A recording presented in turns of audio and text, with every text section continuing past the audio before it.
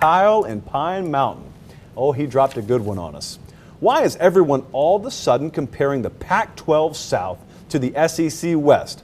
Last I checked, and Kyle, I imagine you saying this with a big fat dip in your mouth. Last I checked, they ain't won national titles lately like we have.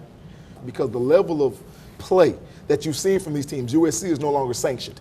Jim Moore has UCLA back to a level of high competitive nature with his recruiting and his coaching style. Todd Graham at Arizona State doesn't get a lot of love. These guys played for a Pac-12 championship over the last couple of years, basically. And they're a lot years ahead of the Pac-12 North, in my opinion. If you didn't have Oregon and Stanford, I mean, the Pac-12 North would be nothing. It's kind of like the SEC East. It's amazing how they mirror one another. It is. It really is. A lot of people making that parallel Yeah. now. I think we've made it for a while. I'll just read these teams. Colorado is hot trash, but let's read the others. USC, UCLA, True. Arizona State, Utah, and Arizona. Yes. Everyone knows about USC. I believe most people at least acknowledge UCLA is a very solid program now. They're much more than solid, by the way.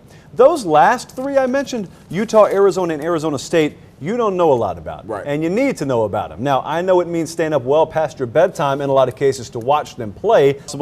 Rolando and Fort Mitchell must be a member of the Jonathan Rivers fan club here. What do you think about South Carolina's defense? Go. I don't think much about their defense, and it's not a disparaging remark that I'm making when I'm saying But it is, that, really. No, it's not, because they've lost a lot of talent. Sounds like you have some information. Here's what I think. I think we have no clue who South Carolina is defensively. They had 8 early enrollees. They'll completely revamp the front 7. John Hoke comes in. This is what I would do if I was a South Carolina fan.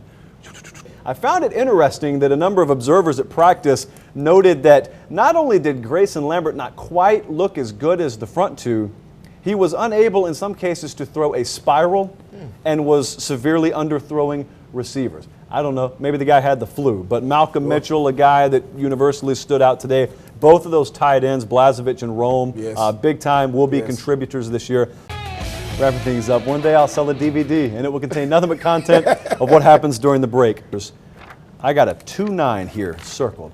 29 days until the Thursday night games kick off. Allow me quickly to read the slate for that night. You've got South Carolina versus North Carolina, neutral site game there, which, by the way, is a very good test for South Carolina because schematically, that North Carolina team, a lot like the A&M team you faced to open the season last year. And that's all I got to say about that. And I don't even know why I'm mentioning this, maybe just to fill time, but Western Kentucky does play Vanderbilt. So there that is. Your thoughts? What I love is that if Vanderbilt loses to Western Kentucky, SEC, that will be the valid argument. They're vulnerable. Vanderbilt, I told you they weren't that good. Miss me with that, brother. Yeah, sister. The bottom of the SEC is no better than the bottom of any other conference. It's like what's on the bottom of your shoe and what's on the bottom of my shoe, probably the same thing.